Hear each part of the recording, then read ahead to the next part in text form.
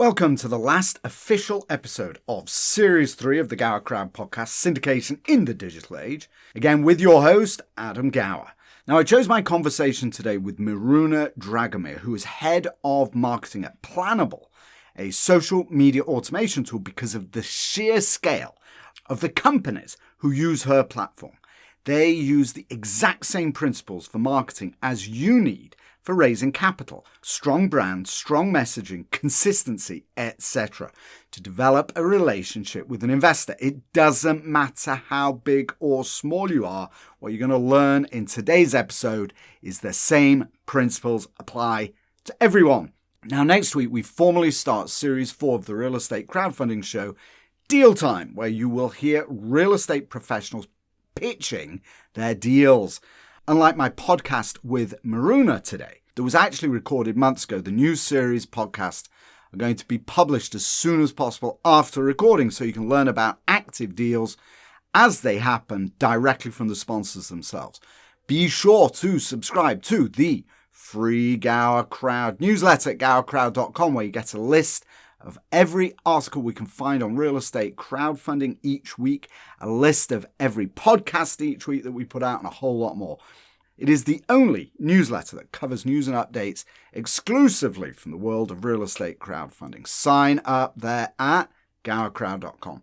Oh, and if you want to pitch your deal on the show, just go to the podcast page at gowercrowd.com and look for links on how to submit your deal. Okay, now, bidding farewell to Series 3 of the Gower Crowd podcast, I'm delighted to say hello to Miruna Dragomir, head of marketing at Planable, where you'll hear today how major companies and institutions apply the same disciplines to digital marketing as you do when you're out there raising capital. Here she is.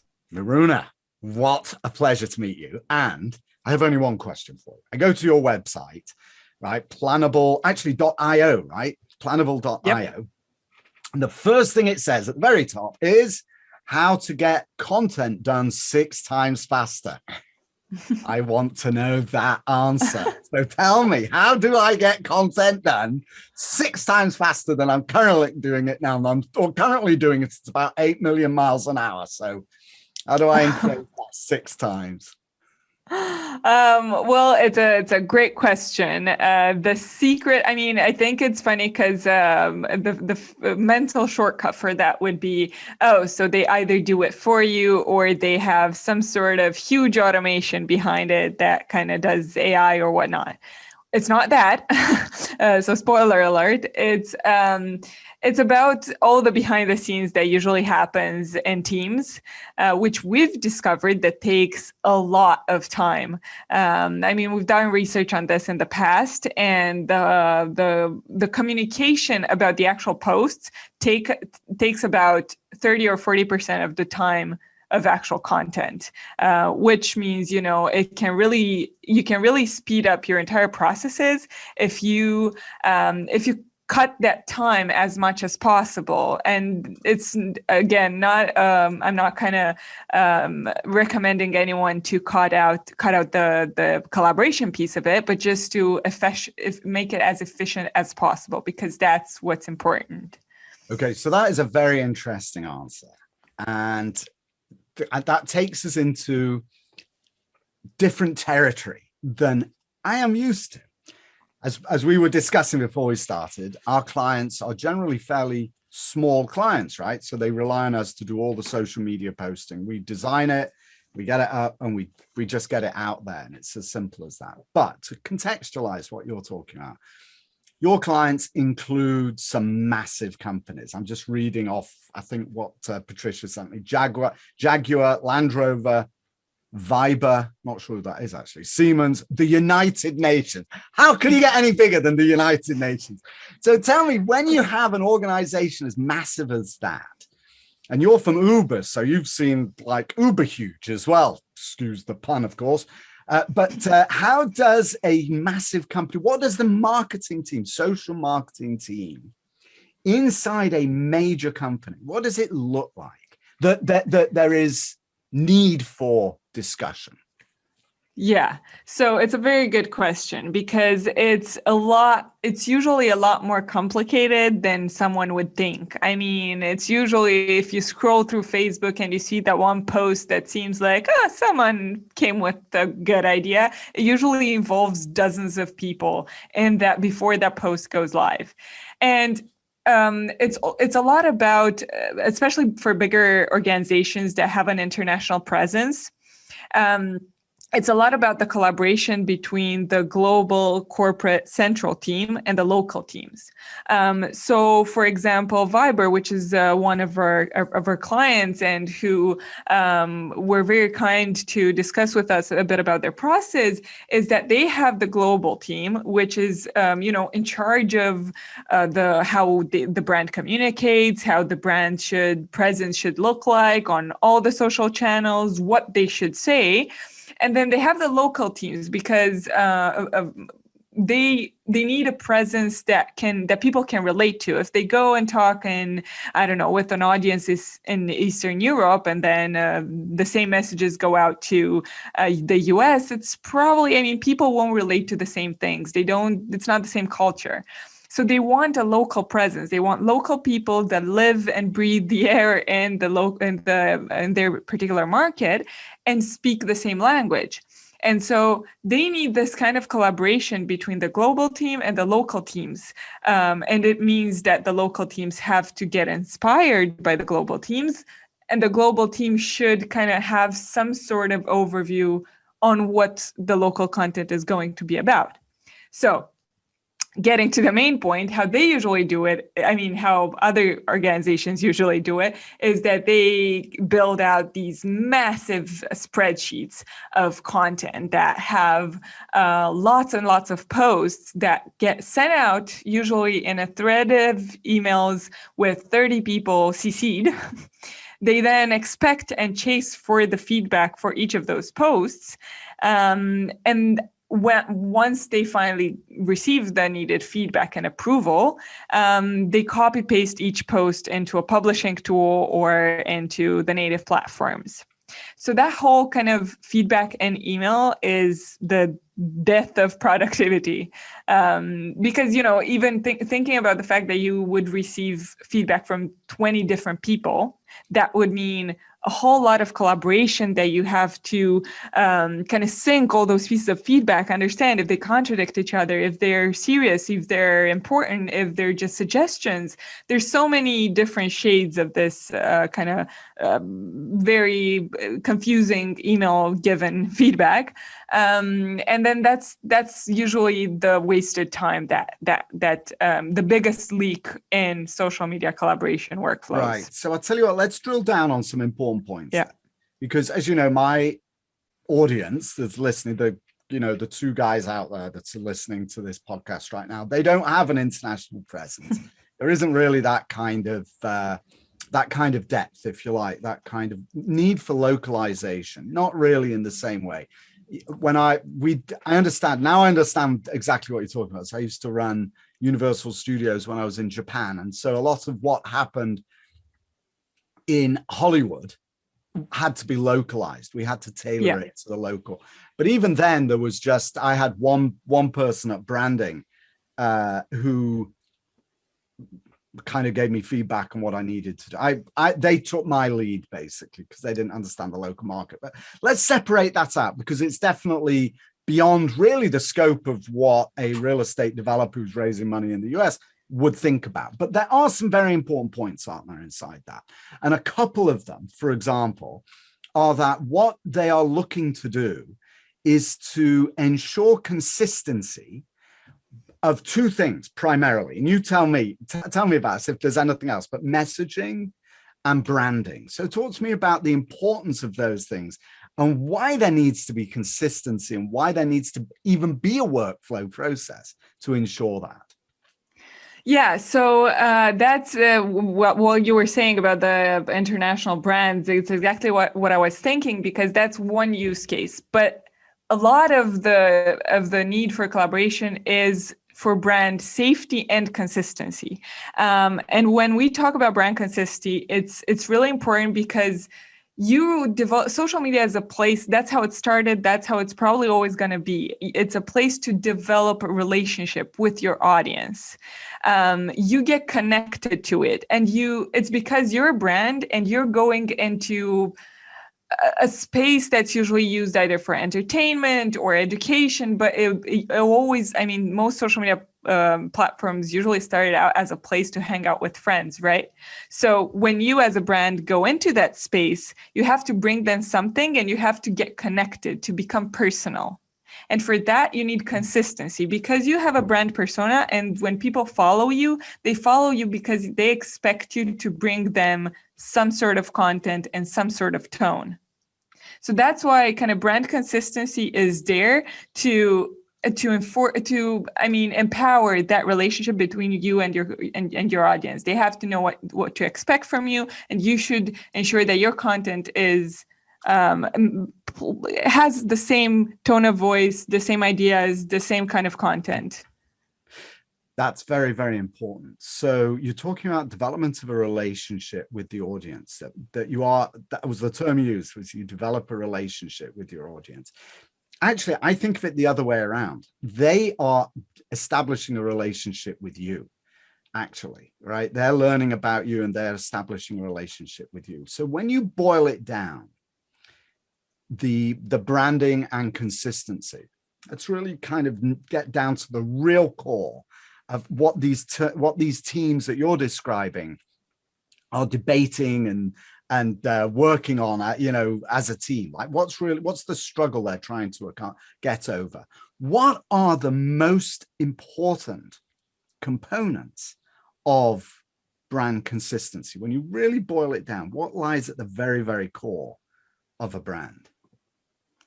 Well, it's first of all, their persona, who they are, what they represent, and what they stand for. And how is that? Yeah, how is that manifest at its kind of basic core? Yeah. So, if we go into social media specifically, one place that's really important is the content pillars. Because as a brand, you stand for a few pillars, a few topics that you talk about. You're in real estate, you are in commercial real estate. I mean, I'm just going to throw ideas here. Don't judge if they're not accurate, but I don't know. You talk about value for money. You talk about your plans. You talk about why do you think real estate investments are important? These are a few pillars that you can talk about. Or if you have some sort of niche, such as, I don't know, sustainability or eco-friendly buildings or some sort of other niche, then you should stand for that as well. So that's another content pillar. And these pillars translate into what you put out on social media. And they should balance themselves out. So you couldn't, I wouldn't recommend you stick on one topic and that's it. You say the same thing every day because you're going to lose your audience. That's really interesting you say that. Actually, it took me totally by surprise, because what I was not wanting to put words into your mouth, what I thought you were going to say was the colors, the logo, like at the very core, or like the way that it looks. Plus, I think I've been working with clients this morning about the big idea, right? The tagline, like the one that I give as an example too, is the Nike's "Just Do It" or Apple's "Think Different," etc. Right? So these are kind of really at the very, very epicenter of what defines the brand. But you describe content, which is very interesting as well. Before we get more into content and the importance of content to define a brand, talk to me also then about how teams protect the logo, how they protect the kind of core value of a brand. How do they do that? Yeah, so I mean, for all the companies that I've worked with so far, there's usually a set of guidelines, clear guidelines that everyone should be aware of. I mean, there are different most companies have this set of guidelines that includes the visual identity, how you should or shouldn't use any of the brand assets, such as the logo. You can use the logo mark, you can use the entire logo, you can put it in the top left corner, you can put it in the center, whatever. You have all these examples of how you can make use of the brand assets. And then you have the brand guidelines about the tone of voice and values that the company stands for. And this helps a lot with the safety piece because, you say that our brand stands for diversity or stands for efficiency, then you will have to keep your messages in line so you don't contradict the brand values. And then I think a big part of how to ensure consistency is how you make those guidelines available to the team. Because a few companies do this by making a huge glossier or a page in their internal platform, and they ask people during the onboarding to read them, which is, I'm not sure how many people actually do read them or remember anything, but ideally you should, once you establish these rules, you should ensure that people go through them constantly. And there should be a gatekeeper of this, not necessarily a full-time employee that only ensures these guidelines are respected, but someone who's the gatekeeper. And so now that we do that with brand guides. We create a brand guide, and then everything subsequently has to follow that. I think that's exactly what you're talking about. But now you're also talking about, this was how you answered my question. You were talking about content pillars.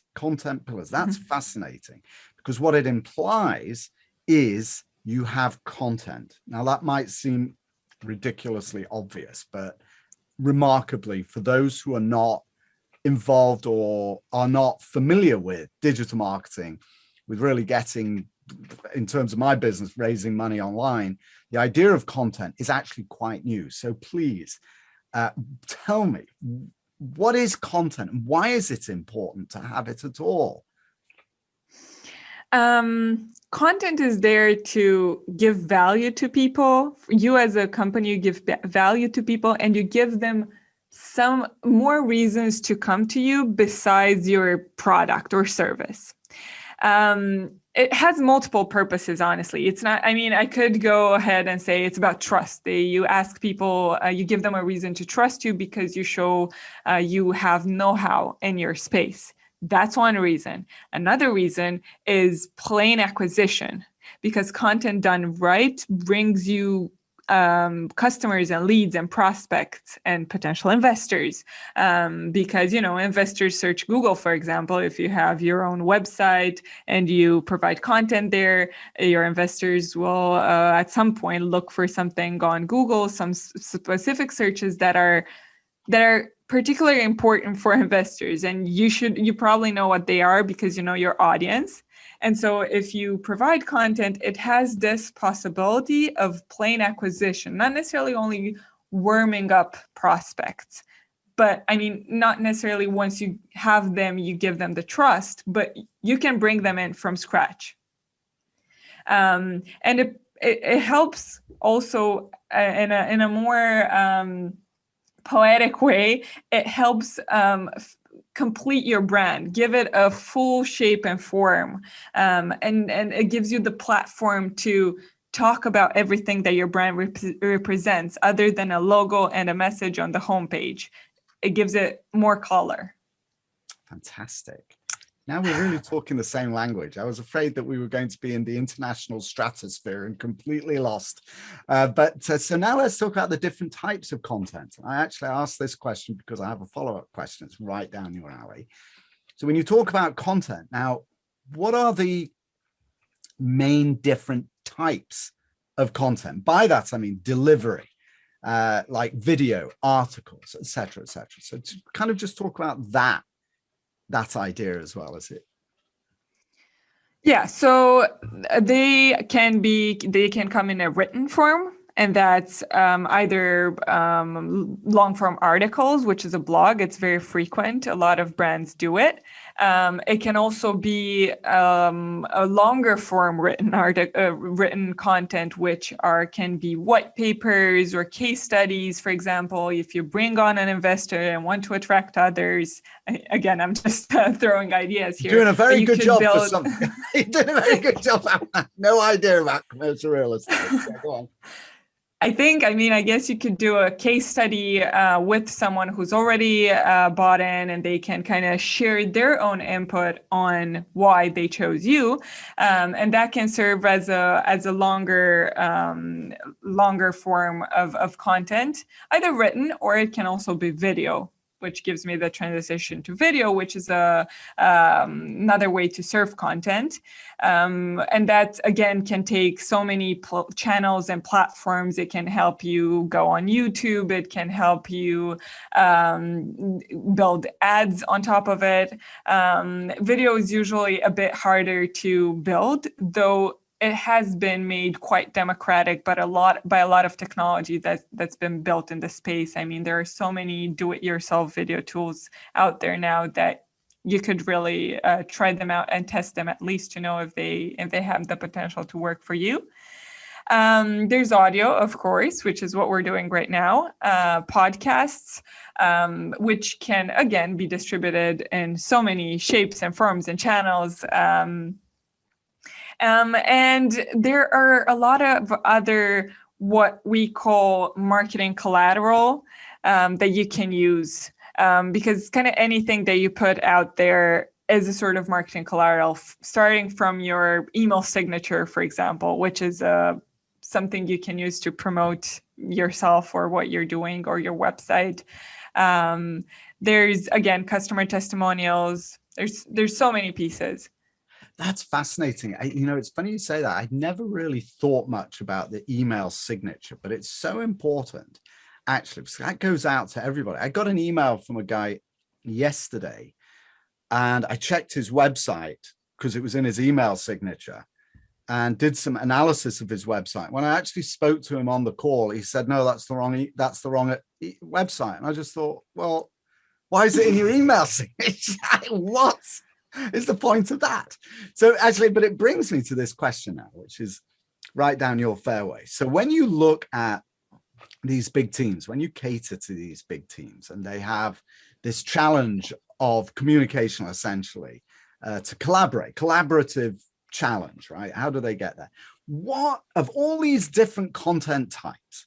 So with two things, basically. One, there's the brand and the and maintaining consistency, but then there's also content, and there's this whole plethora of different types of content. What do teams find the hardest, or what do they debate and discuss the most in this whole thing? Like, what are the things that they really you see the most activity on? I think that's a really interesting question. I'm not sure if the main differentiator is the type of content. I think it's usually, obviously, the stake of that content that goes out. If it's a big campaign, it's going to be looked at by many other people. If it's a big promotion, if it's a content that they worked on, a piece of content that they worked on a lot, it's going to involve a lot more people. And I think it depends on how safe a brand usually wants to be, and how separated their efforts are. If they do design by themselves, I mean, if it's a one-man show, someone who does the design piece, the image, the link, the article, the social media, everything, then obviously there's not much collaboration. But if there is a designer, an account manager, someone from brand, someone from legal, someone from product expert, I mean, it depends how much on how many people are involved from how many different areas, and how much know-how the person that does the social media actually has about the product. Because if I were, for example, to manage an account for real estate, I'd probably need a lot of feedback from the actual business owner. because I wouldn't be able to trust my intelligence on the subject. As an expert, right. And so just to contextualize what it is that Planable does, and we talked about this earlier, it's a workflow program, kind of like Trello and Asana or Monday, etc., but that directly flows into social media automation, automated posting. So these are two things that we definitely do separately currently. We have one platform for social media posting that is completely separate from how we design our social media and how we design our content. Two completely separate. What you do is you bring those two things together. But what I was asking about specifically was, I'm just curious whether or not you've noticed, but when teams do talk about content, do they spend the most amount of time editing articles, or do they spend the most amount of time refining a featured image, or do they spend a lot of time deciding on, just how a post will look if it's going to be on social? Like, what are the things that they really struggle with from a cooperative perspective? I mean, the creation, from what we did this study, and we split it in 3 parts, I think: the creation process, the feedback process, and the actual publishing process. And so it was about, the creation took the longest, which I think is normal and natural. You should spend a lot of time in creating the content. But the collaboration took a lot more than it should have. And that is the 30%. And from the reasons that we try to understand why do they get stuck in that place?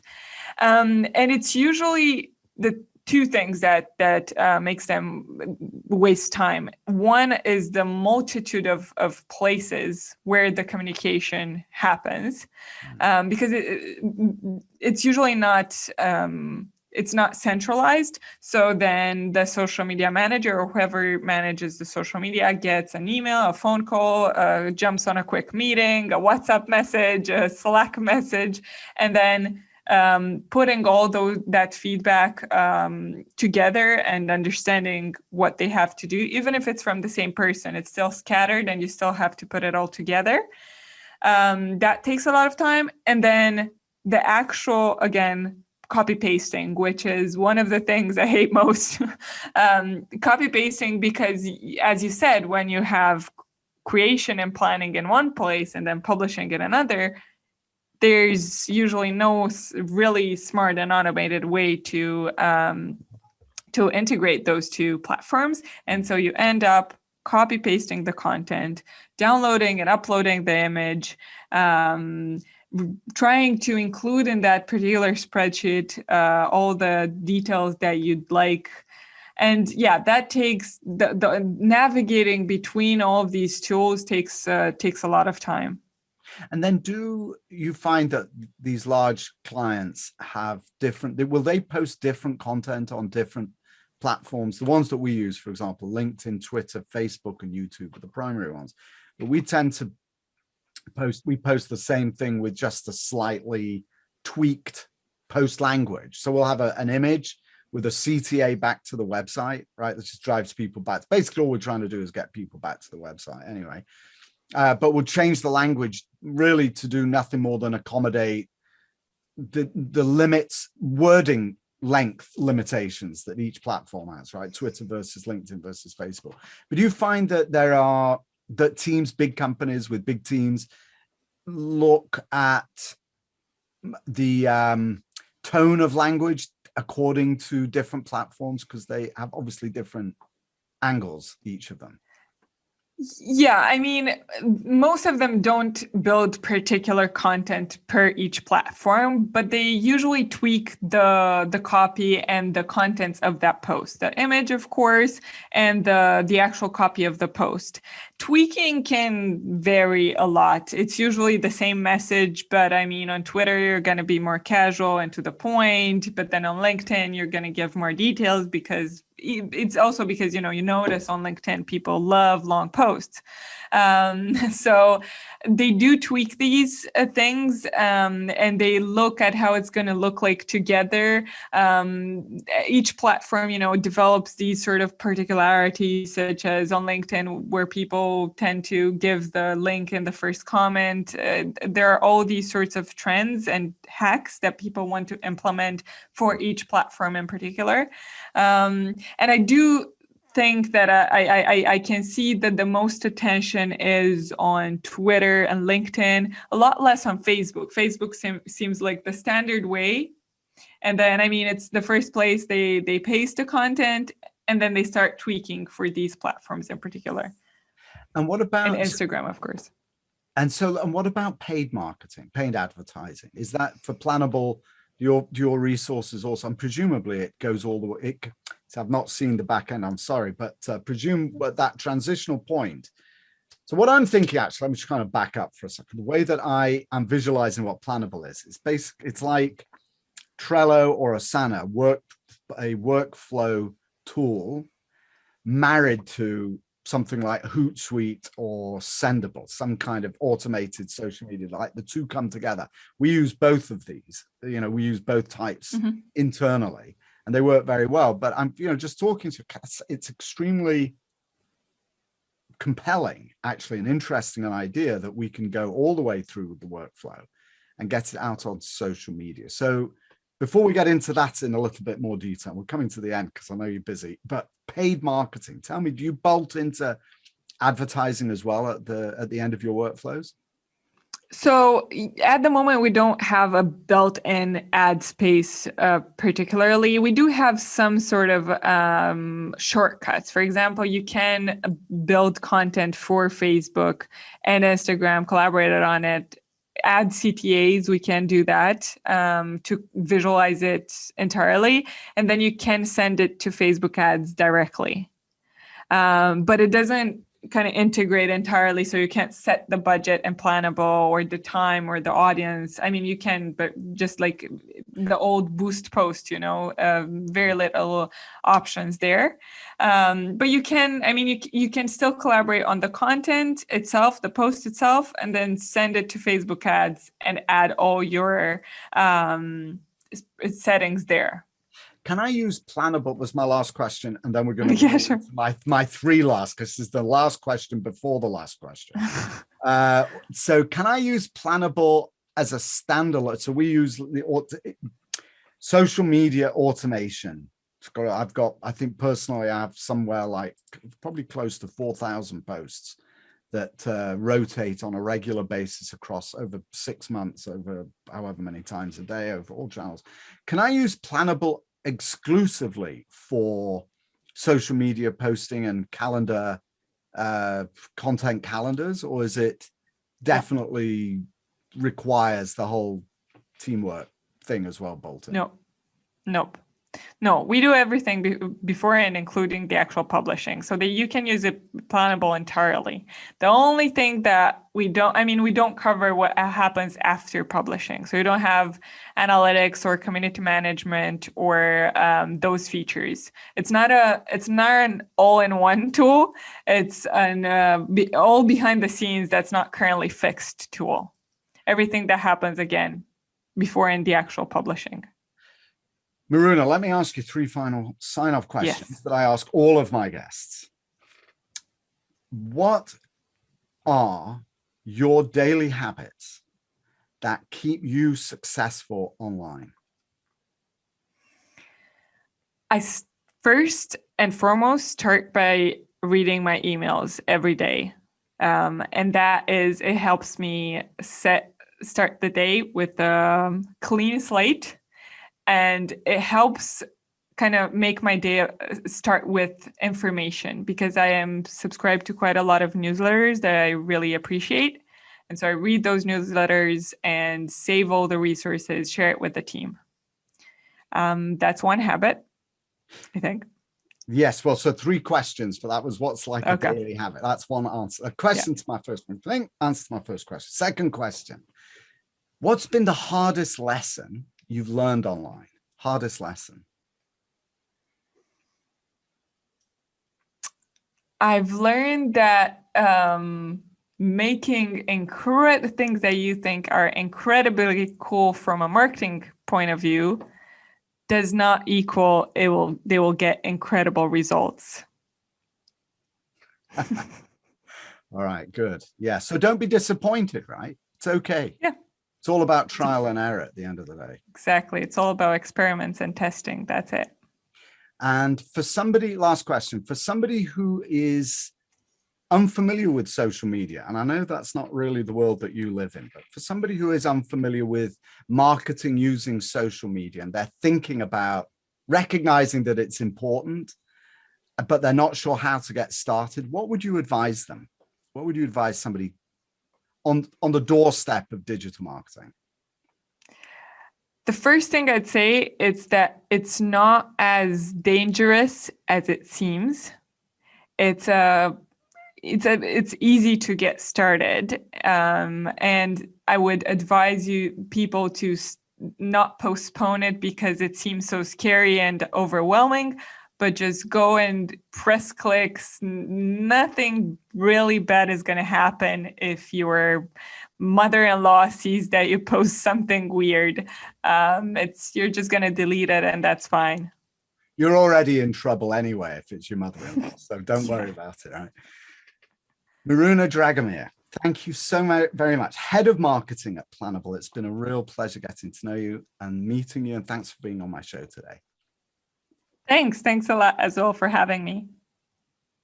That was Miruna Dragomir, Head of Marketing at Planable, discussing how even vast international organizations apply the same principles that we've been discussing on this show for years, all for you so you can apply these best practices yourself as you raise capital.